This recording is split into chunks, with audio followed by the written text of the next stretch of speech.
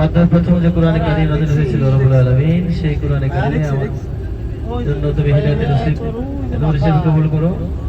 আমাদের ব্যক্তি জীবন, পারিবারিক জীবন, সামাজিক জীবন, রাষ্ট্রীয় জীবন, সব ক্ষেত্রে যেন আমরা কোরআন দাওয়াত পৌঁছে দিতে পারি। আল্লাহ সেই তৌফিক দাও রব্বুল আলামিন। আমাদের মুরব্বী কিরাম যারা চলে গেছে অন্ধকার কবরে, আল্লাহ সকলকে তুমি মাফ করে দাও, সকলের কবরগুলো তুমি জান্নাতে করতে পারো।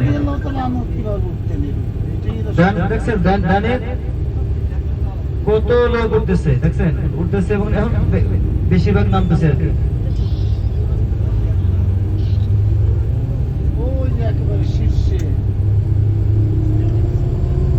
আল্লাহ তাআলা যারা আমরা আসছি আমাদেরকে বারবার সুযোগ করে দাও, আমাদের গুনাহকে মাফ করে দাও।